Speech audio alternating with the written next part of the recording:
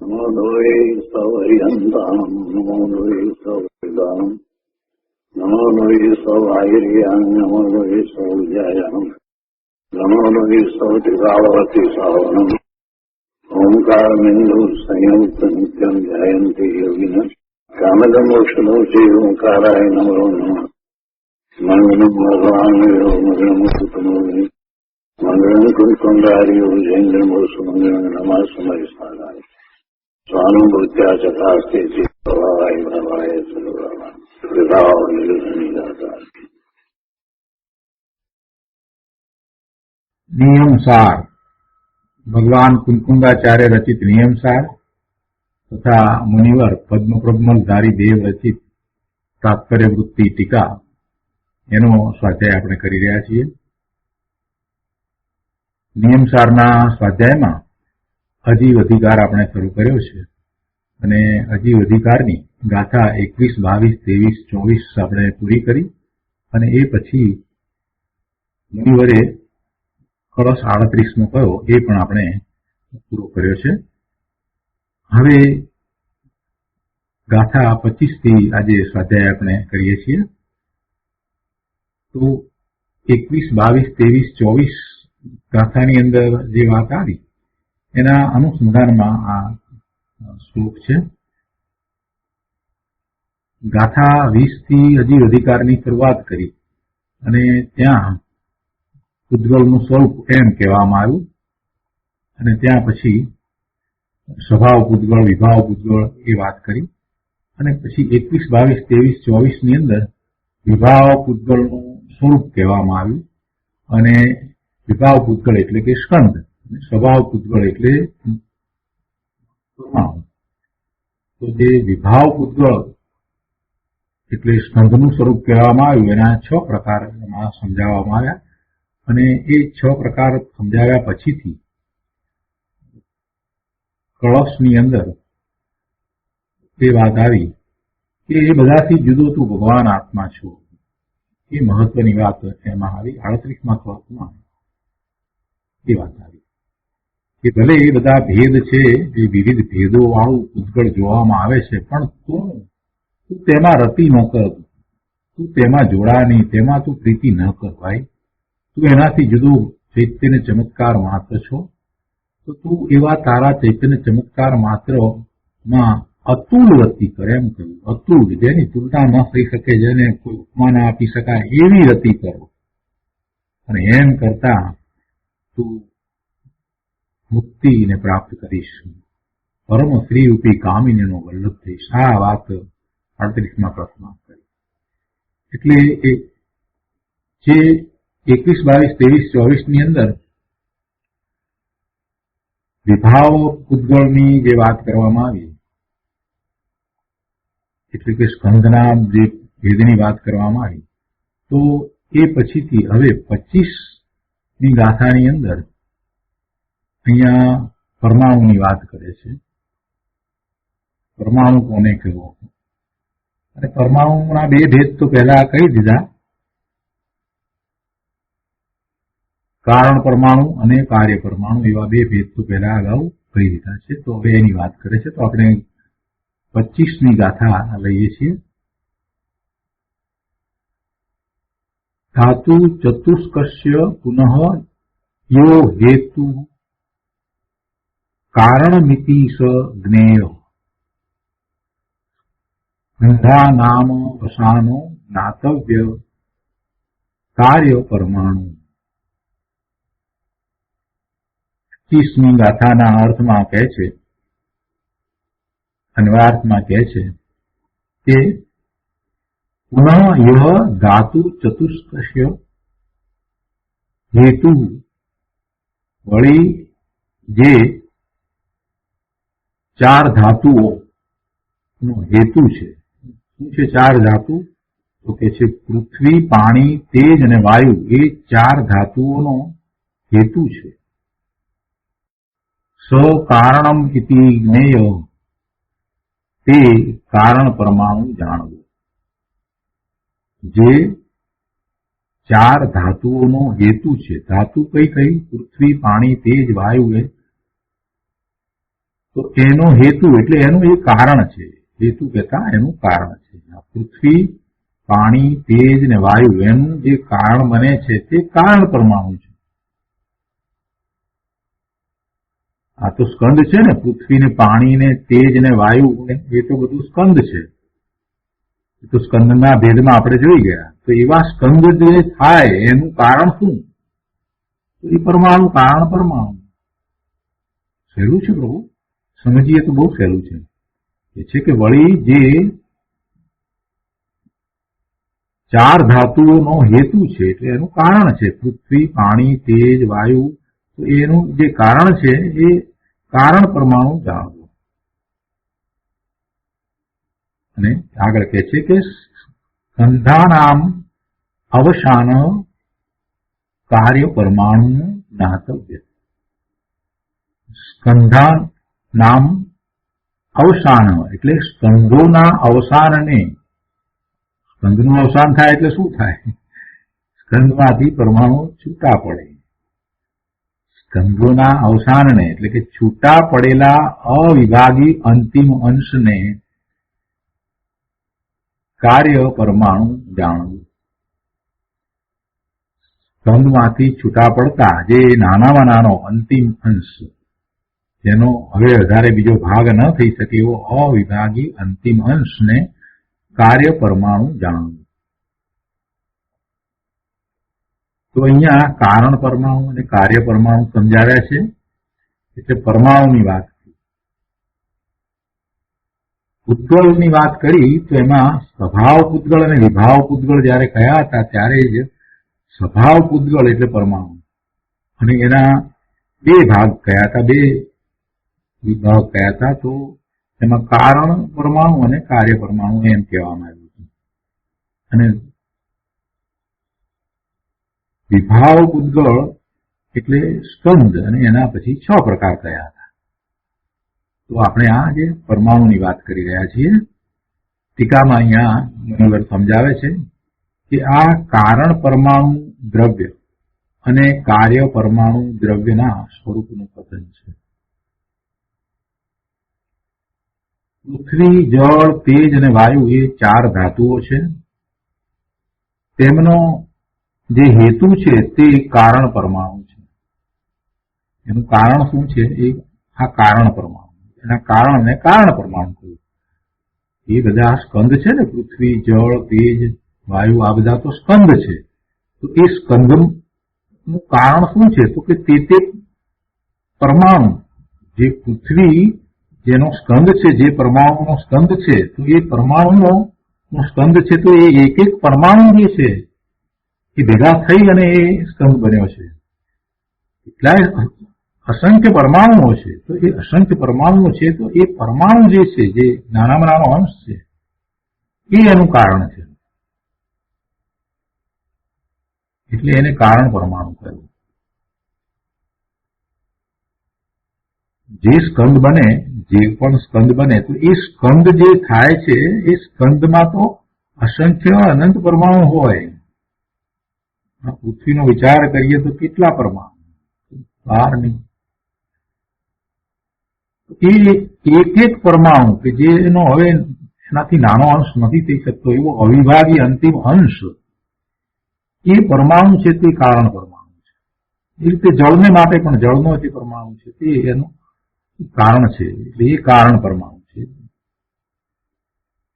એટલે કે છે કે પૃથ્વી, જળ, તેજ અને વાયુ એ 4 ધાતુઓ છે. તેમનો જે હેતુ છે તે કારણ પરમાણુ છે.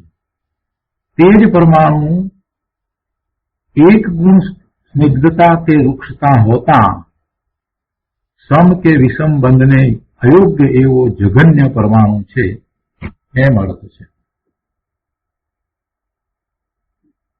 શું કહ્યું અહીંયા?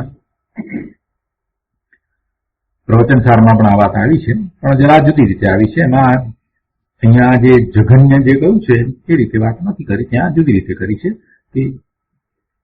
કે છે અહીંયા કે એક ગુણ સ્નિગ્ધતા કે રૂક્ષતા હોતા. પરમાણુમાં સ્નિગ્ધતા એટલે ચિકાસ અને રૂક્ષતા ના ગુણ હોય.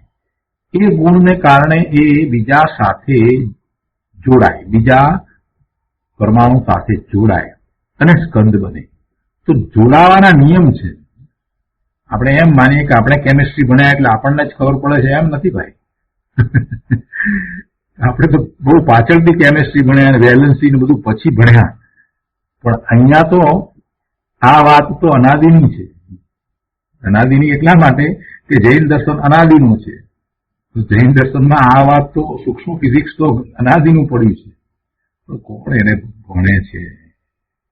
એટલું બધું સૂક્ષ્મ ફિઝિક્સ છે કે હજી એમાંની કેટલી વસ્તુ તો હજી વૈજ્ઞાનિકો સમજાય નથી, સમજી શક્યા નથી. એટલું સૂક્ષ્મ ફિઝિક્સ આપણે ત્યાં છે. આ બધું કઈ અમસ્તું કઈ કલ્પનાથી કહેવામાં આવ્યું છે એમ નથી. પ્રભુના જ્ઞાનમાં જે વાત આવી છે એ જ છે. કરણાનો યોગ આખો પ્રભુના જ્ઞાનમાં આવ્યો છે એમ કહેવામાં આવ્યો છે. ભલે આપણને એ આપણી બુદ્ધિ પ્રમાણે કે આપણને ઇન્દ્રિયો દ્વારા કેટલી વસ્તુ સમજાતી નથી એટલે આપણે ન માનીએ, એથી શું થઈ ગયું? અહીંયા કહે છે કે આ પરમાણુ, તો પરમાણુમાં સ્નિગ્ધતા અને ચિકાસ, સ્નિગ્ધતા એટલે કે ચિકાસ, અને રૂક્ષતા, સ્નિગ્ધતા અને રૂક્ષતા હોય છે. તો એ સ્નિગ્ધતા અને રૂક્ષતાને કારણે બીજા સાથે જોડાય છે. તો નિયમ એવો છે કે એક પરમાણુને 2 ગુણ ચિકાસ હોય તો એ બીજા એનાથી 2 ગુણ વધારે ચિકાસ વાળા સાથે કે 2 વધારે રૂક્ષતા વાળા સાથે જોડાય, એટલે 4 ગુણ સ્નિગ્ધતા કે રૂક્ષતા સાથે જોડાય. એવી રીતે જેને 4 છે તો એનાથી 2 વધારે એટલે 6 ગુણ સ્નિગ્ધતા કે રૂક્ષતા વાળા સાથે જોડાય. એવી રીતે 3 ગુણ ચિકાસ કે લુખાસ છે એટલે કે સ્નિગ્ધતા કે રૂક્ષતા છે તો એ 5 ગુણ ચિકાસ કે લુખાસ એટલે સ્નિગ્ધતા કે રૂક્ષતા સાથે જોડાય. પણ જેને 1 ગુણ સ્નિગ્ધતા કે રૂક્ષતા હોય એ કોઈ સાથે જોડાઈ શકતો નથી. એ 3 ગુણ વાળા સાથે જોડાતો કે 4 ગુણ વાળા સાથે પણ જોડાતો. 1 ગુણ સ્નિગ્ધતા કે રૂક્ષતા હોય તો એ બંધ થવાને અયોગ્ય છે, એટલે કે એ સ્કંદ થવા માટે અયોગ્ય છે. બીજા સાથે એ જોડાતો નથી. હવે જે બેકી સંખ્યામાં જે જોડાય છે એને આપણે સમ કહીએ છીએ અને જે એકી સંખ્યામાં જોડાય છે એને આપણે વિષમ કહીએ છીએ. આ બંધ જોડાવું 2 ગુણ 4 ગુણ સાથે જોડાય કે 6 ગુણ 8 ગુણ સાથે જોડાય કે 10 ગુણ વાળો 12 ગુણ સાથે જોડાય તો એ બધું સમ બંધ કરવું. અને 3 ગુણ વાળો 5 ગુણ સાથે જોડાય કે 7 ગુણ વાળો 9 ગુણ સાથે જોડાય કે 21 ગુણ વાળો 23 ગુણ સાથે જોડાય એ બધું વિષમ કહેવાય. એકી છે એટલે વિષમ બંધ. એટલે આવો સમ કે વિષમ બંધ થવાને યોગ્ય નથી. કોણ? આ 1 ગુણ ચિકાસ કે 1 ગુણ ચિકાસ કે લુખાસ વાળો, 1 ગુણ સ્નિગ્ધતા કે રૂક્ષતા વાળો જે છે તે સમ કે વિષમ કોઈ બંધ થવાને યોગ્ય નથી. તો એવા પરમાણુને જઘન્ય પરમાણુ કહ્યું છે. 1 ગુણ સ્નિગ્ધતા કે રૂક્ષતા હોતા સમ કે વિષમ બંધને અયોગ્ય એવું જઘન્ય પરમાણુ છે એમ અર્થ છે. 1 ગુણ સ્નિગ્ધતા કે રૂક્ષતાની ઉપર એટલે કે એનાથી આગળ વધીને વાત કરીએ તો 2 ગુણ વાળાનો અને 4 ગુણ વાળાનો સમબંધ થાય છે તથા 3 ગુણ વાળાનો અને 5 ગુણ વાળાનો વિષમ બંધ થાય છે. અને આ જે બંધ થાય છે જેના એ ઉત્કૃષ્ટ પરમાણુ છે. જેનો બંધ નથી થતો તે જઘન્ય પરમાણુ કહ્યું અને જેનો આ બંધ થાય છે એ ઉત્કૃષ્ટ પરમાણુ છે. એટલે એમાં એમ નહીં કે વધારે ગુણ છે એટલે ઉત્કૃષ્ટ એમ નથી અર્થ થતો. વધારે ગુણ ચિકાસ કરવું વૃક્ષતા હોય તો ઉત્કૃષ્ટ એવો અર્થ નથી. પણ જે આ બંધ થવાને યોગ્ય છે ને એ ઉત્કૃષ્ટ પરમાણુ અને જે બંધ થવાને યોગ્ય નથી એને જઘન્ય પરમાણુ કહ્યું. આગળ કહે છે ગળતા અર્થાત છૂટો પડતા ઉદ્ગળ દ્રવ્યોના અંતમાં અવસાનમાં, અંતમાં કહું કે અવસાનમાં કહું, એટલે સ્કંદના અવસાન. સ્કંદમાંથી પરમાણુઓ છૂટા પડી જાય એટલે અંતિમ દશામાં એ છે કે ગળતા અર્થાત છૂટા પડતા પૂતગળોના અંતમાં, અવસાનમાં, અંતિમ દશામાં સ્થિત તે કાર્ય પરમાણુ છે. છેલ્લે છૂટો પડતા જે નાનામાં નાનો અંશ જે છે તે કાર્ય પરમાણુ છે. પહેલા કારણ પરમાણુની વાત કરી, પછી આ કાર્ય પરમાણુની વાત કરી. અર્થાત સ્કંધો ખંડિત થતા થતા જે નાનામાં નાનો ભાગ રહે, અંશ રહે, તે કાર્ય પરમાણુ છે. આમ અણુઓના એટલે પરમાણુઓના 4 ભેદ છે: કાર્ય, કારણ, જઘન્ય અને ઉત્કૃષ્ટ. તે પરમાણુ દ્રવ્ય સ્વરૂપમાં સ્થિત હોવાથી તેને વિભાવનો અભાવ છે, માટે તેને પરમ સ્વભાવ છે. પરમાણુ અને સ્કંદમાં બસ આ વાત સમજવા જેવી છે. પરમાણુ પોતે પોતાનામાં રહેલા જે ગુણ છે એ ગુણ પ્રમાણે પરિણમે છે, એટલે એ પરમાણુ છે તો એ સ્વભાવમાં સ્થિત છે, પોતાના સ્વરૂપમાં સ્થિત છે. એને વિભાવ નથી, એને વિભાવનો અભાવ છે. એક પરમાણુનું પરિણમન છે એ એનામાં રહેલા ગુણ પ્રમાણે થાય, બીજી અન્ય પ્રકારે એનું પરિણમન થતું નથી. સ્કંધ થાય છે તો સ્કંધનું પરિણમન વિભાવ પરિણમન હોય, પણ પરમાણુ, એક પરમાણુ, એનું પરિણમન તો સ્વાભાવિક પરિણમન છે, કેમ કે તો સ્વભાવમાં સ્થિત છે. અને હવે આના સમર્થનમાં મુનિવરે પ્રવચનસારની ગાથા લીધી છે. કહે છે કે એ જ રીતે શ્રીમદ ભગવદ કુંદાચાર્ય દેવ પ્રણીત શ્રી પ્રવચનસાર 165મી અને 166મી ગાથા દ્વારા કહે છે. એ પ્રવચનસારમાં પણ કહે છે, ગાથાનો અર્થ જ અહીંયા લીધો છે કે પરમાણુ પરિણામો શિગ્ન હો કે વૃક્ષ હો, બેકી અંશવાળા હો કે એકી અંશવાળા હો, જો સમાન કરતા 2 અધિક અંશવાળા હોય તો બંધાય છે. જગન્ય અંશવાળો બંધાતો નથી. જગન્ય અંશવાળો બંધાતો નથી એટલે કે એક અંશવાળો બંધાતો નથી, ત્યાં એમ કહ્યું છે. અને અહીંયા જે એક અંશ સ્નિગ્ધતા કે વૃક્ષતા વાળો પરમાણુ જે બંધાતો નથી, જેને સમબંધ કે વિષમબંધ થતો નથી, એને જગન્ય કહ્યું. એટલે બંને વાત તો એક જ છે, પણ સહેજ જુદી રીતે.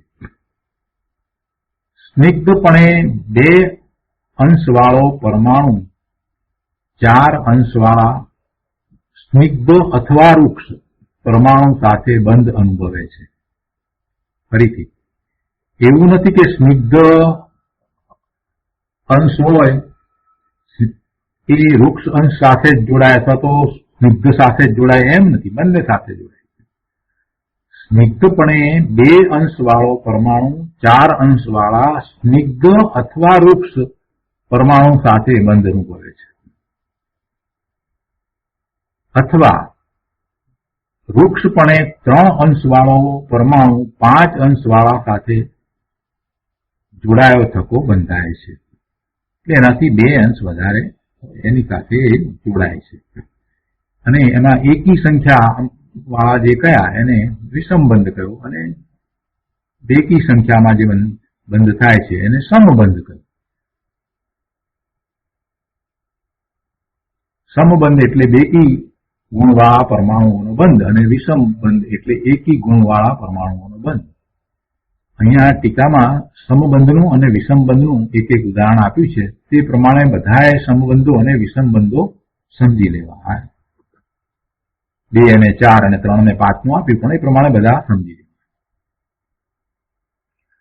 તો આ ગાથાનો અર્થ આપણે પૂજ્ય ગુરુદેવ પાસેથી સમજીએ. બહુ સહેલી ગાથા છે. અને પ્રવચન સારમાં જેણે આ કર્યું છે એને તો બહુ ઝડપથી પકડાઈ જાય એવું છે, પણ સહેલું છે, બધાને જ સમજાય એવું સહેલું છે. અહીંયા પ્રવચન રત્ન ચિંતામણી ભાગ પહેલો, પાના નંબર 328, ગાથા 25, ટીકા ઉપરનું પ્રવચન. હવે ટીકા ઉપરનું પ્રવચનમાં જે વાત કરી છે એ લેતા પહેલા ગુરુદેવે એક વાત કરી છે શરૂઆતમાં, એ વાત આપણે લઈએ છીએ.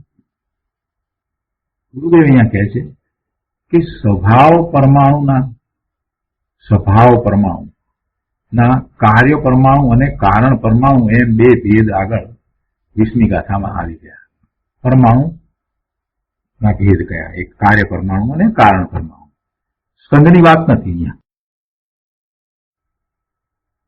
સ્વભાવ પૂતગળ જે કયો અને વિભાવ પૂતગળ, એમ પૂતગળ ત્યાં શબ્દ મૂકવામાં આવ્યા અને પછી સ્વભાવ પૂતગળ એટલે એ પરમાણુ અને એના બે ભેદ, કાર્ય પરમાણુ અને કારણ પરમાણુ. એ વાત 20મી ગાથામાં આવી. એટલે પહેલી શરૂઆત ત્યારે અજીવ અધિકારની કરી એમાં એ વાત આવી. તો હવે તેનું વિશેષ વર્ણન કરે છે. ગુરુદેવ કહે છે કે જુઓ ભાઈ, આ ભાષા, કઈ ભાષા? કાર્ય અને કારણ એવા શબ્દો. અહીંયા નિયમસારમાં તમે જુઓ કેટલી વખત આ કાર્ય અને કારણ એવા શબ્દો આવી ગયા.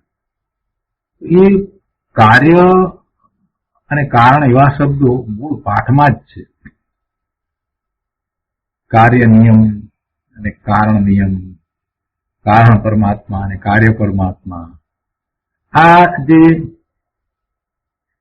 શબ્દો જે છે એ બધા કાર્ય અને કારણ એવા જે શબ્દો એ મૂળ પાઠમાં જ છે. પણ એમ કઈ નથી કે તે ટીકાકારે જ કહ્યા છે. આ શબ્દો કાર્ય પરમાણુ અને કારણ પરમાણુ મૂળ પાઠમાં શ્રી કુંકુંદાચાર્ય જ પોતે નાખ્યા છે. અને એટલે કાર્ય પરમાત્મા અને કારણ પરમાત્મા એવા ભેદ એમાંથી ઉઠે છે, ઉભા થાય છે. એટલે શું? એટલે એમ કે જ્યારે પરમાણુમાં કાર્ય અને કારણ એવા ભેદ છે તો આત્મામાં પણ તે લાગુ પડે જ છે. પરમાણુમાં પણ એવા ભેદ પડે છે કે કારણ, એક જે કારણ છે અને બીજું છે તે કાર્ય. એટલે કે જ્યારે પરમાણુમાં કાર્ય અને કારણ એવા ભેદ છે પછી આત્મામાં પણ તે લાગુ પડે જ છે. એટલે કે કારણ પરમાત્મા અને કાર્ય પરમાત્મા.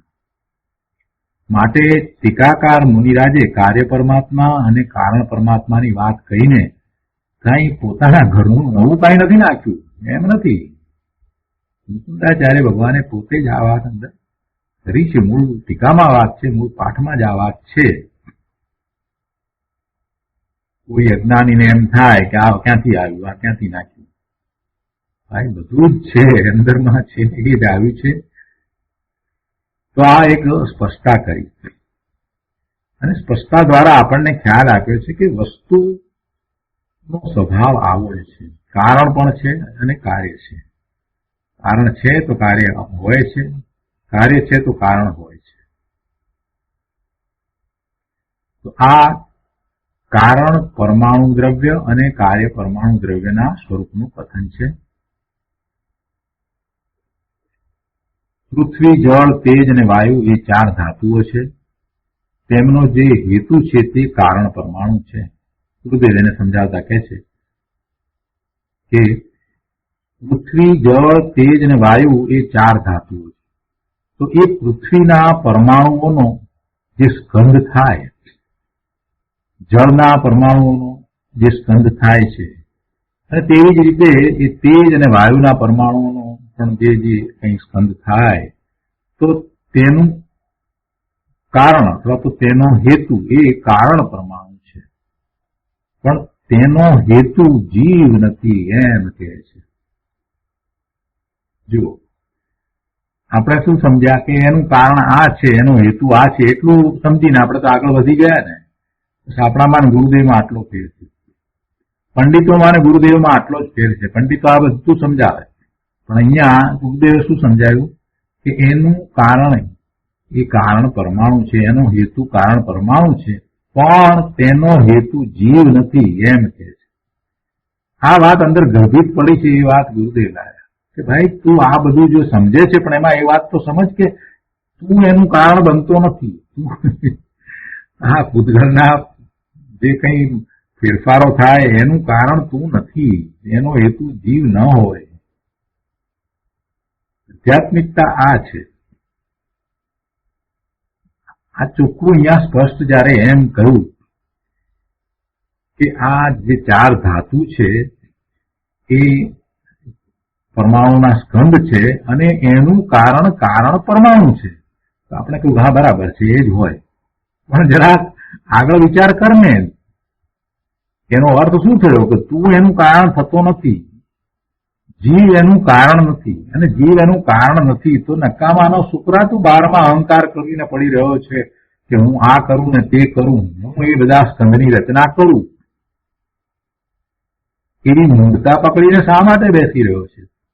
તું કોઈની રચના નથી કરી શકતો ભાઈ. તારામાં એ શક્તિ જ નથી કે તું કોઈની રચના કરે. અહીંયા તો એ વાત કહી છે. જો ગુરુદેવ એક અડધું વાક્ય કહે છે ને પણ એમાં ભાવ જે ભર્યા છે ને એ પકડવાના છે. જો તું એમ સ્વીકારે છે અહીંયા જે પ્રમાણે કહ્યું એ પ્રમાણે કે આ જે ચાર ધાતુઓ કઈ એ સ્કંદ છે અને એ સ્કંદમાં રહેલ પરમાણુ છે તે કારણ પરમાણુ તેનું કારણ છે, તેનો હેતુ છે, તો પછી જીવ તેનો હેતુ નથી. અને જીવ એનો હેતુ નથી એનો અર્થ શું થયો કે એવા સ્કંદની રચના જીવ કરી શકતો નથી. જીવ એની રચના કરી શકે જ નહીં. અકર્તા ભાવની કેટલી મોટી વાત, કેટલી સૂક્ષ્મ વાત છે ભાઈ. આ વાત જો તને બેસી જાય તો પછી તને બારમાં કાંઈ કરવા પણ નથી. કે એટલું બધું સ્પષ્ટ થઈ જાય છે કે તું પાછો વળી જાય છે, તારા સ્વરૂપ તરફ વળી જાય છે. હું ક્યાંય કોઈની અંદર કાંઈ ફેરફાર કરું એમ નથી. પરમાણુઓ સ્વયં સ્કંદ રૂપે થાય છે તો એમાં હું એને સ્કંદ રૂપે પરિણમાવું એ વાત જ આવતી નથી. કોણ કોની રચના કરે પ્રભુ? રે ગુરુદેવે તો બહુ મોટી વાત કરી, બહુ મોટી વાત છે. શાસ્ત્રમાં જે વાત હતી એમાંથી જે ન્યાય કાઢ્યો અને જે આ વાત કાઢી છે એ બહુ મોટી વાત છે. પંડિતો નથી સમજ્યા. પંડિતોએ એના અર્થ કર્યા છે, લંબાવ્યું છે, પેટા વિભાગો કરી નાખ્યા છે ને ઘણું દુખાવડાવી નાખ્યું. પણ આ વાત એમણે પકડી નહીં. નહીતર તો બધા જ પંડિતોને સમ્યક દર્શન થઈ જવું જોઈતું હતું. ત્યારે આ વાત એમને વાંચી એ જ મિનિટે થવું જોઈતું હતું. શું કે છે કે પણ તેનો હેતુ જીવ નથી એમ કહે છે. સરસ વાત છે. અહીંયા આગળ કહે છે કે આ લાડવા બને, આ લાડવા બને. કેટલું ઉદાહરણ આપ્યું. આપણને એમ છે કે આપણે લાડવા બનાવીએ. પૃથ્વી થઈ, જળ એકઠું થયું અને તેજ અને વાયુ થયા તો તેનો હેતુ કારણ પરમાણુ છે. અને એ પરમાણુ કારણ થઈને આ બધા સ્કંદો થયા છે. શુક્રવા સ્કંદ થયા, શુક્રવા થયા. તમે બનાવ્યા, તમે કર્યા, તમે એનો હેતુ છો, તમે એનું કારણ છો? એ છે કે ના, એ પરમાણુ કારણ થઈને આ બધા સ્કંદો થયા છે. પરંતુ જીવ કારણ થઈને એ સ્કંદો થયા છે એમ નથી પ્રભુ. આ લાડવા આમ વળે ને રોટલી વણાય ને આ અક્ષર લખાય ને ઇત્યાદિ સ્કંદો, આ અક્ષર છે એ બધા લખીએ છીએ એ પણ સ્કંદ છે. પ્રભુ એ પણ સ્કંદ છે. કાગળ છે એ પણ સ્કંદ છે.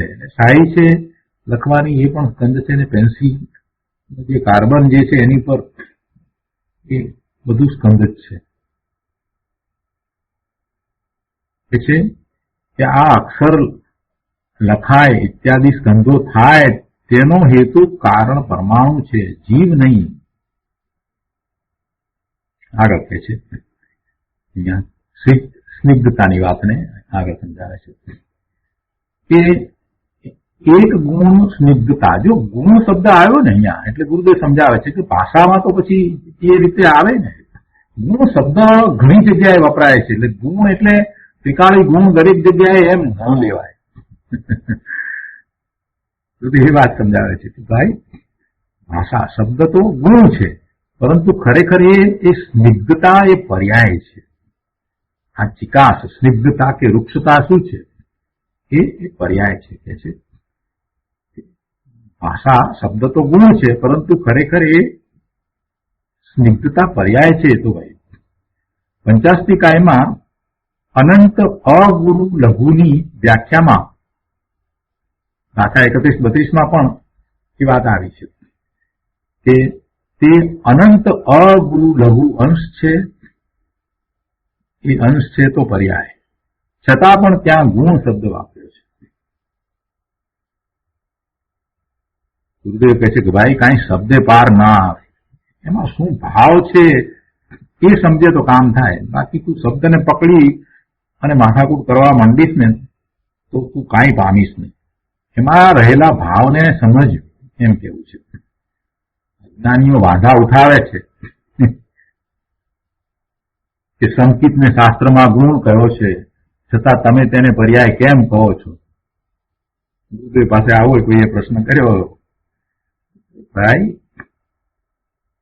જ્યાં જે વાત જે રીતે હોય ત્યાં તે રીતે સમજવી પડે ને.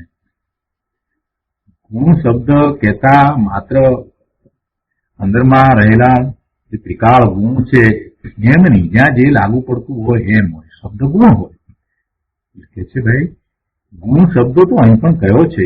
એક ગુણ સ્નિગ્ધતા કહીને વિકાસ ને પણ અહીં ગુણ કયો છે, પણ ખરેખર તો સ્પર્શ એ ગુણ છે.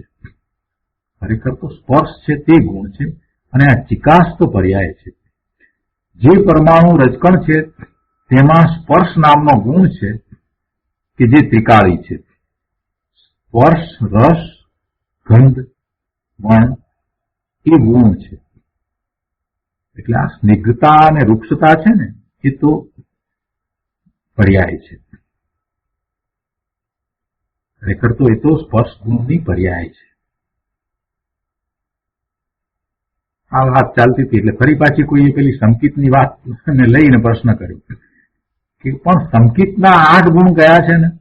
પાછી એ જ વાત. બસ તો ભાષામાં એમ જ કહેવાય ને ભાઈ. ગુરુદેવ સમાધાન આપે છે કે ભાષા તો એમ જ કહેવાય ને. જેમ સિદ્ધના 8 ગુણ કહે છે તેમ સંકિતના પણ નિશંકી,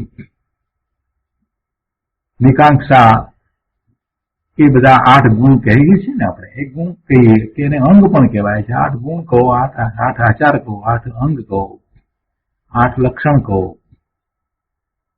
તો ત્યાં ગુણ, આચાર, અંગ, લક્ષણ એ બધું એ પર્યાય છે. એ પ્રગટ થાય છે ને એટલે એ પર્યાય છે. નિસંકતિ ગુણ પ્રગટ થયો કે નિકાંક્ષી પણ પ્રગટ થયું, આકાંક્ષા કોઈ ઈચ્છા ન રહી એવું પ્રગટ થયું, એવી એ દશા થઈ છે. એને શંકા ન રહે એવી નિસંકતિ ગુણ જે કહ્યો તો નિસંકતિ એટલે કે એને હવે શંકા પડતી નથી એવી એની દશા સમ્યક દ્રષ્ટિની થઈ છે. તો એ બધી દશા છે એટલે એ પર્યાય છે. એટલે સંકિત છે એ પણ એ પર્યાય છે. સમ્યક દર્શનની પર્યાય છે. સમ્યક દર્શન, સમ્યક જ્ઞાન, સમ્યક ચારિત્ર એ પર્યાય છે. અજ્ઞાની કાંઈ ને કાંઈ વાંધા કાઢે જ છે, ભાવને સમજતો નથી. અને કે છે ગુરુદેવ કે જેમ કજિયાળા છોકરા કોઈ પણ વાતમાંથી કજિયો જ કાઢે, એવી રીતે આ અજ્ઞાની કાંઈ ને કાંઈક વાંધા જ કાઢે, ભાવ સમજતો નથી. અહીંયા કહે છે કે તે જ પરમાણુ, જે પરમાણુની આપણે વાત કરી રહ્યા છીએ એ જ પરમાણુ એક ગુણ સ્નિગ્ધતા કે વૃક્ષતા હોતા સમ કે વિષમ બંધને અયોગ્ય એવો જગન્ય પરમાણુ છે એમ અર્થ છે. એટલે કે પરમાણુમાં એક ગુણ ચિકાસની પર્યાય કે એક ગુણ વૃક્ષતાની પર્યાય હોય તો તે પરમાણુ બંધ થવાને યોગ્ય નથી, અને એને જગન્ય પરમાણુ કહે છે. પ્રશ્ન કર્યો પરમાણુને જગન્ય કેમ કહ્યું? પ્રશ્ન કર્યો કે પરમાણુને જગન્ય કેમ કહ્યું? કેમ કે એક ગુણ ચિકાસ કે વૃક્ષતા વાળો પરમાણુ બંધ થવાને લાયક નથી, અયોગ્ય છે, માટે તેને જગન્ય હલકો કયો, જગન્ય કયો. બીજો પ્રશ્ન કર્યો કે તો પછી પરમાણુને કારણ પરમાણુ કેમ કયો? એનું સમાધાન આપતા ગુરુદેવ કહે છે કે કેમ કે પૃથ્વી, જળ, તેજ અને વાયુનું તે કારણ થાય છે, માટે તેને કારણ પરમાણુ કહ્યો છે. અહીં કારણ પરમાણુ કહીને એમ કહેવું છે કે વિવિધ સ્કંદનું કારણ તે પરમાણુ છે. જે સ્કંદ થાય એ દરેક સ્કંદનું કારણ અંદરમાં રહેલ પરમાણુ છે. પણ તે સ્કંદનું કારણ બીજું અન્ય દ્રવ્ય નથી, જીવ દ્રવ્ય નથી, આત્મા નથી કે કોઈ બીજું દ્રવ્ય પણ નથી. વિવિધ સ્કંદનું કારણ તે પરમાણુ છે, પણ એ સ્કંદનું કારણ આત્મા કે આત્માનું જ્ઞાન કે કોઈ વિકલ્પ છે એમ નથી. આ રૂપિયા આવે ને જાય છે ને તો એનું કારણ તેનો પરમાણુ છે, પણ એનું કારણ આત્મા નથી, તું નથી, અને તારું જ્ઞાન કે વિકલ્પ પણ નથી. 330 પાના પર અહીંયા કહે છે કે એક ગુણ ચિકાસ કે લુખાસ વાળો પરમાણુ બે ગુણ ચિકાસ કે લુખાસ વાળા પરમાણુ સાથે સમ કે વિષમ, સમ એટલે એકી અને વિષમ, સમ એટલે બેકી, સમ એટલે બેકી અને વિષમ એટલે એકી બંધને અયોગ્ય છે. એક ગુણ ચિકાસ વાળો પરમાણુ છે એ બે ગુણ ચિકાસ કે લુખાસ વાળા પરમાણુ સાથે બંધાતો નથી, એટલે એને બંધ થતો નથી, બંધને માટે એ અયોગ્ય છે.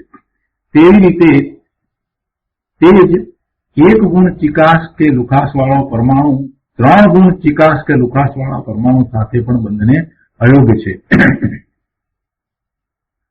તેથી એક ગુણ ચિકાસ કે લુખાસ વાળો પરમાણુ જગન્ય પરમાણુ છે એવો અર્થ છે, અને એ બંધને લાયક નથી, તેને અહીં જગન્ય પરમાણુ કહ્યું છે. હવે કહે છે કે એક ગુણ સ્નિગ્ધતા કે રૂક્ષતાની ઉપર બે ગુણ વાળાનો અને ચાર ગુણ વાળાનો સંબંધ થાય છે, તથા ત્રણ ગુણ વાળાનો અને પાંચ ગુણ વાળાનો વિષમબંધ થાય છે. આ ઉત્કૃષ્ટ પરમાણુ છે. જો એને અહીંયા સમજાવ્યું છે. આ તો ખરેખર તો ઉદાહરણ આપીને સમજાવ્યું છે, પણ એ પછી બધા માટે સમજી લેવાનું કે સમબંધ એટલે બેકી ગુણવાળા પરમાણુઓનો બંધ, અને વિષમ બંધ એટલે એકી ગુણવાળા પરમાણુઓનો બંધ. અહીં ટીકામાં સમબંધનું અને વિષમબંધનું એક એક ઉદાહરણ આપ્યું છે, તે પ્રમાણે બધાએ સંબંધો, સમબંધો અને વિષમબંધો સમજી લેવા. અહીં શું કહેવું છે કે આટલી જે વાત કરી ઉદાહરણમાં બે ગુણ સાથે ચાર ગુણની અને ત્રણ ગુણ સાથે પાંચ ગુણની, તો એટલી જ વાત ના સમજવી, પણ પછી એ પ્રમાણે બધું સમજી લેવું. 5 સાથે 7 હોય, 7 સાથે 9 હોય, એ બધું સમજી લેવું. એ બધું વિષમ, અને 2 સાથે 4 કે 4 સાથે 6 એ બધું છે તે સમબંધ.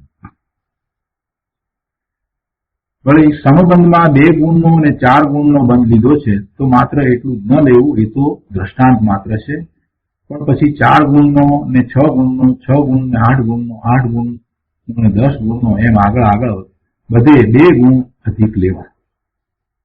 અને સમબંધમાં આમ લેવું એમ કે છે. એ તો જે બંધ થવાને લાયક છે તેને ઉત્કૃષ્ટ પરમાણુ કહે છે. આ વાત બરાબર. જે બંધ થવાને લાયક છે તેને ઉત્કૃષ્ટ પરમાણુ કહ્યો, અને જે બંધ થવાને લાયક નથી તેને જગન્ય પરમાણુ કહ્યું. પરમાણુ અનંતી ચિકાસપણે કે લુખાસપણે પરિણમે તો તે ઉત્કૃષ્ટ પરમાણુ છે એમ નથી કહેવું કોઈ.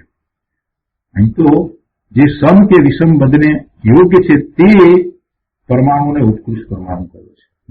બંધ થવાને જે અયોગ્ય, અલાયક છે તેને જગન્ય પરમાણુ કહે છે, અને બંધ થવાને જે લાયક છે તેને ઉત્કૃષ્ટ પરમાણુ કહે છે.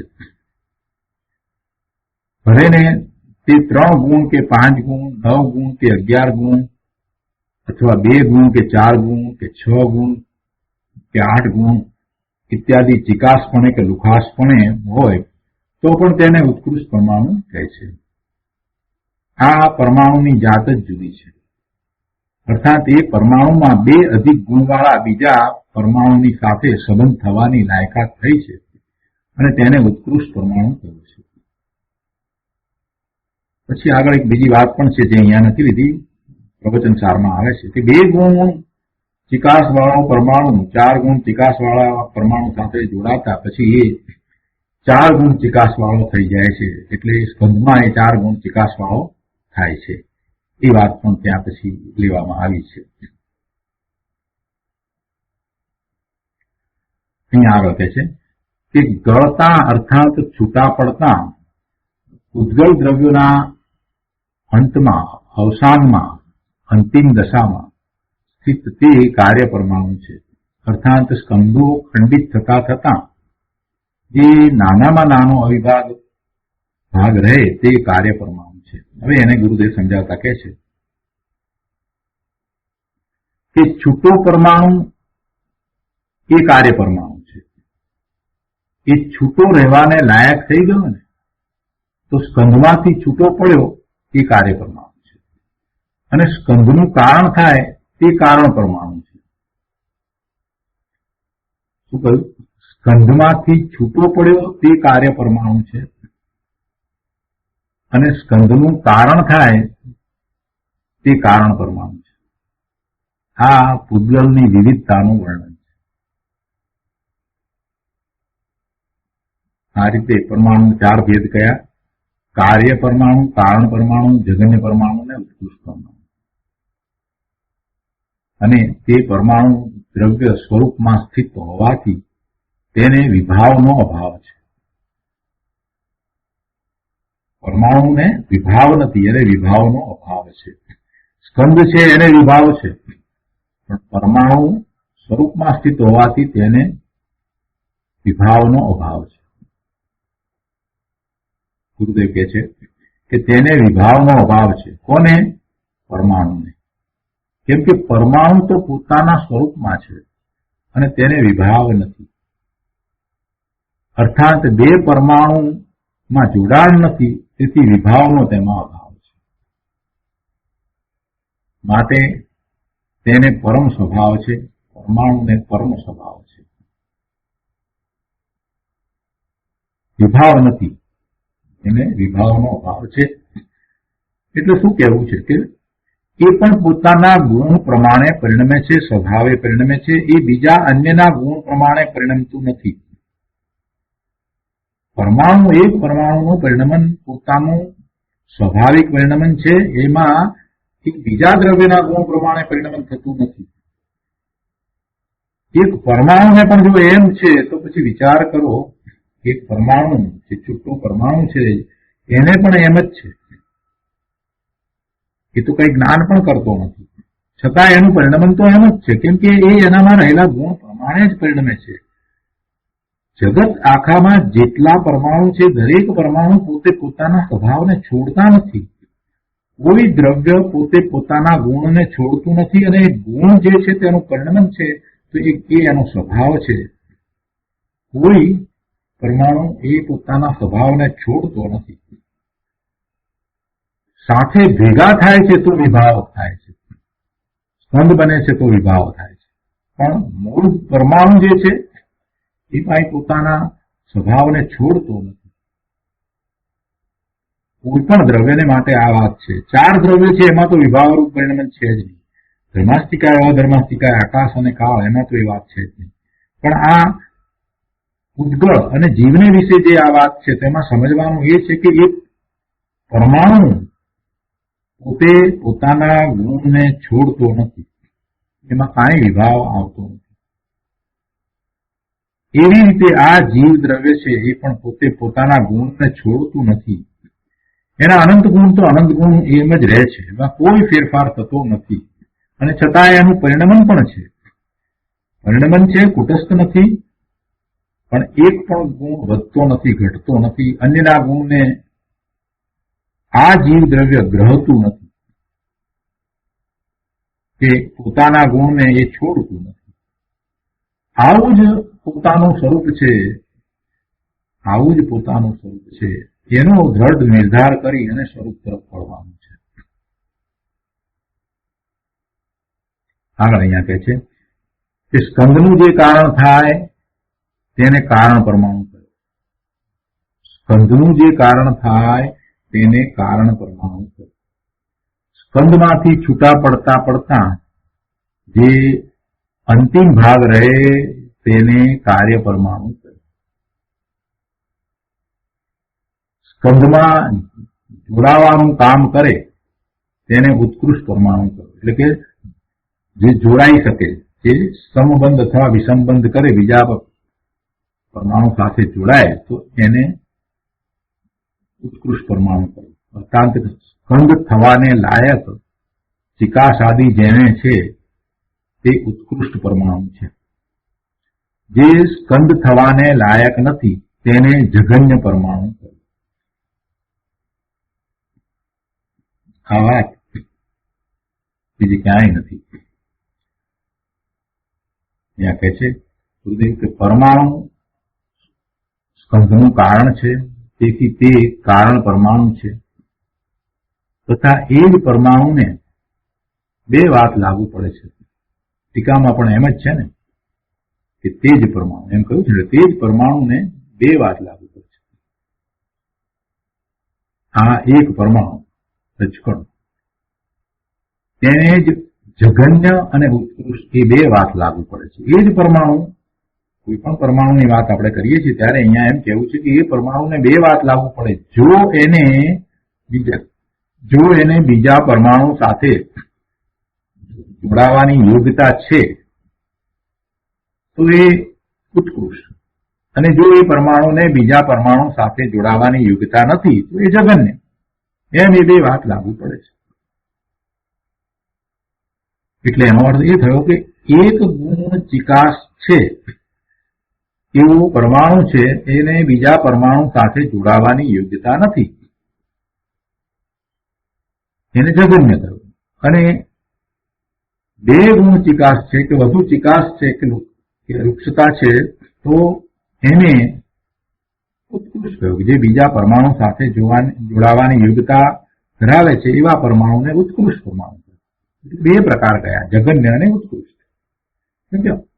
અનંત પરમાણુઓ છે તો એ બધા પરમાણુઓ પણ પાછા જાત જાતના વિવિધતાઓ બધી, તો એ વિવિધતાઓની વાતો તો જવા દઈએ, પણ મૂળ વાતને સમજીએ તો એમાં અમુક પરમાણુઓ જે છે તે એવી યોગ્યતા ધરાવતા નથી કે બીજા પરમાણુ સાથે જોડાઈને સ્કંદ બને, તો એવા પરમાણુને જઘન્ય કરે. અને બીજા પરમાણુઓ જે બીજા પરમાણુ સાથે જોડાઈને સ્કંદરૂપ થાય છે એને ઉત્કૃષ્ટ થયા. એટલે જઘન્ય અને ઉત્કૃષ્ટ આ રીતે છે. આવો વસ્તુ સ્વભાવ છે. કહે છે કે ક્ષેત્ર ભલે નાનું હોય તો પણ તે પરમાણુ દ્રવ્ય છે, અને તેથી તેને કોઈ ક્ષેત્રના મોટપની જરૂર શું? એનો એ સ્વભાવ હોય, નાનામાં નાનો અવિભાજ્ય અંશ કયો એટલે કઈ એને કઈ ન હોય એમ નહીં, એને પણ બધું ઘણું છે એમ કે એનામાં પણ ગુણ છે. તો અહીંયા ચાર વાત આવી. શું ચાર વાત આવી? કે એક પરમાણુનો એવો સ્વભાવ છે કે તે સ્કંદનું કારણ થાય છે, તેથી તે કારણ પરમાણુ છે. આ પરમાણુનો એવો સ્વભાવ છે કે જે સ્કંદનું કારણ થાય છે, તેથી તે કારણ પરમાણુ છે. જો તે જ પરમાણુમાં એક ગુણ ચિકાસ કે એક ગુણ વૃક્ષતા હોય તો તે બંધ થવાને અયોગ્ય છે, તેથી તેને જઘન્ય પરમાણુ કહે છે. તે જ પરમાણુમાં જો 2, 3, 4, 5 વગેરે ગુણ ચિકાસાદી હોય તો તેને તે બંધ થવાને યોગ્ય હોવાથી ઉત્કૃષ્ટ પરમાણુ કહે છે. એ જ પરમાણુ ગુરુદેવ કહે છે કે આ વસ્તુનો જળનો સ્વતઃ સ્વભાવ છે. જોકે એને પરમાણુને તો કાંઈ ખબર જ નથી, એને કેટલી ચિકાસ ને શું આ બધું કઈ એ પરમાણુ જાણતું નથી, આપણે જાણીએ છીએ. ભગવાનના જ્ઞાનમાં આવ્યું એટલે આપણે જાણીએ છીએ. ખરેખર એ બધી ખબર જ્ઞાન સ્વરૂપી આત્મા ને છે કે પરમાણુમાં આમ થાય છે. અને ચોથી વાત છે કે સ્કંદના છેલ્લા અવિભાગી ટુકડાને સ્કંદના ટુકડા કરતા કરતા જે છેલ્લો અવિભાગી અંશ ભાગ રહી જાય તેને કાર્ય પરમાણુ કહે છે. આમ 4 પ્રકાર થયા. હવે આગળ 32મા પાના ઉપર કહે છે કે એ જ રીતે કુંકુંદાચાર્ય ભગવાન રચિત પ્રવચનસારમાં 165મી અને 166મી ગાથામાં કહ્યું છે કે પરમાણુ પરિણામો સ્નિગ્ધ હો કે વૃક્ષ હો, બેકી અંશવાળા હો કે એકી અંશવાળા હો, એમ કરીને વાત કરી છે. તો કહે છે કે એ પરમાણુ કે જે એક રજકણ પોઈન્ટ છે તેના પરિણામો એટલે કે પર્યાયો. અહીંયા કહ્યું છે ને ગાથાના અર્થમાં કે પરમાણુ એટલે પરિણામો, પરમાણુ પરિણામો સ્નિગ્ધ હો કે વૃક્ષ હો, બેકી અંશવાળા હો કે એકી અંશવાળા. એટલે આ સ્નિગ્ધતા અને વૃક્ષતા છે એ પરિણામ છે. પરમાણુના પરિણામ એટલે એની પર્યાય છે. ચિકાસ રૂપે કે રૂખાસ રૂપે, ચિકાસ રૂપે હો કે વૃક્ષ રૂપે હો, પણ એ એની પર્યાય છે. તથા એ બેકી 2 અંશવાળા કે 4 અંશવાળા, 6 અંશવાળા આદિ હો કે એકી એટલે 3 અંશવાળા કે 5 અંશવાળા કે 7 અંશવાળા હો, તો પણ એ બધી જે પર્યાયો છે અને એવા એ પરમાણુ પરિણામો જેને ગુણ કયા એ વાસ્તવમાં એ પર્યાય છે. તો અહીંયા કહે છે કે જો સમાન કરતા 2 અધિક અંશવાળા હોય તો બંધાય છે. આ પરમાણુને જેટલા અંશ ચિકાસ કે વૃક્ષતા છે એના કરતા 2 અધિક અંશવાળા સાથે જોડાય છે. એક છે એ જોડાતો નથી, 1 વાળો, અને 2 વાળો છે 4 સાથે જોડાય છે, 3 વાળો છે તે 5 સાથે જોડાય છે. તો એ વાત અહીંયા સમજાવી છે કે 2 અંશવાળો તેનાથી 2 અંશ અધિક એવા 4 અંશવાળા સાથે જોડાય છે, 3 અંશવાળો તેનાથી 2 અંશ અધિક એવા 5 અંશવાળા સાથે જોડાય છે, બંધાય છે. એ પ્રમાણે બધું સમજી લેવું. અને એકીમાં પણ એ જ રીતે સમજી લેવું કે 5 અંશવાળો 7 અંશવાળા સાથે જોડાય છે તો પછી 7 અંશવાળો 9 અંશવાળા સાથે પણ જોડાય છે. એ પ્રમાણે બધું સમજી લેવાનું. અને એમ પણ નહીં કે એ ચિકાસવાળા સાથે જોડાય કે વૃક્ષતાવાળા સાથે જોડાય, એમ નહીં. જે ચિકાસવાળો છે તે વૃક્ષતાવાળા સાથે પણ જોડાય કે ચિકાસવાળા સાથે પણ જોડાય, પણ જઘન્ય અંશવાળો બંધાતો નથી. આ સમર્થન તરીકે આ પ્રવચનસારની ગાથા અહીંયા એમણે આપી છે. હવે એક વાત અહીંયા કહી છે ગુરુદેવે કે એક અંશવાળો બંધાતો નથી, અર્થાત એક અંશવાળો પરમાણુ બંધને યોગ્ય નથી. તેવી રીતે આત્મામાં પણ અવગુણનો જે છેલ્લો અંશ છે તે તેના બંધનું કારણ છે નહીં. અવગુણનો જે છેલ્લો અંશ છે તે તેના બંધનું કારણ છે. શું કહ્યું કે મોહનો, રાગનો જે છેલ્લો જઘન્ય અંશ છે તે પોતે પોતાના મોહના બંધનું કારણ નથી. રાગનો છેલ્લો અંશ રાગને બાંધે એમ ન બને. જેમ અહીં પરમાણુમાં 1 ગુણ ચિકાસની કે 1 ગુણ લુખાસની જે અવસ્થા છે તે બંધને લાયક નથી, તેમ આત્મામાં પણ જે ક્રોધ, માન, માયા અને દર્શન મોહ છે, દર્શનમાં સંકિત મોહ લો તો પણ તેનો જે છેલ્લો અંશ છે તે બંધનું કારણ નથી. સંકિત મોહનો છેલ્લો અંશ દર્શનને ન બાંધે, કેમ કે તે છેલ્લો અંશ છે ને. તેવી રીતે રાગ આદિનો જે છેલ્લો અંશ છે તે પણ પોતાને ન બાંધે, રાગને ન બાંધે. તે રાગનો અંશ બીજા 6 કર્મના બંધનું કારણ ભલે થાય પણ પોતાને ન બાંધે. આવો જ વસ્તુનો સ્વતઃ સ્વભાવ છે. 165મી ગાથા પ્રવચનસારની એની વાત કરી અને પછી 166મી ગાથાની વાતને પણ સમર્થનમાં અહીંયા લીધી છે કે સ્નિગ્ધપણે 2 અંશવાળો પરમાણુ 4 અંશ વાળા સ્નિગ્ધ અથવા વૃક્ષ પરમાણુ સાથે બંધ અનુભવે છે, અથવા વૃક્ષપણે 3 અંશ વાળો પરમાણુ 5 અંશ વાળા સાથે જોડાયો થતો બંધાય છે. આ તો એ રીતે એનો દાખલો આપે છે, એ આપણે સમજ્યા છીએ. હવે એમાં એમ કહ્યું કે એ અનુભવે છે એમ શબ્દ મૂક્યો ને, એમ કહું ને અનુભવે છે એમ, વૃક્ષપણે અંશ વાળો પરમાણુ 5 અંશ વાળા સાથે જોડાયો થતો બંધાય છે અને એ બંધ અનુભવે છે એમ જે કહ્યું તો કહે છે કે પરમાણુને અનુભવવું ક્યાં છે? અરે ભાઈ, અનુભવવું એટલે અહીંયા એને અનુસરીને થાય છે, બસ એટલો અર્થ છે. જે ભાવ જેમાં હોય એ પ્રમાણે એને કહે છે કે વૃક્ષ હો કે સ્નિગ્ધ હો, ગમે તે હો, એ 2 અંશ ને 4 અંશ વાળો, 3 અંશ ને 5 અંશ વાળો, એમ એ પ્રમાણે પરમાણુ બંધાય છે. તો આ રીતે આપણે 25મી ગાથા અહીંયા પૂરી કરીએ છીએ. હવે આના પછીથી 39મો ક્લાસ આવશે. આજનો સ્વાધ્યાય અહીંયા સુધી રાખીએ છીએ.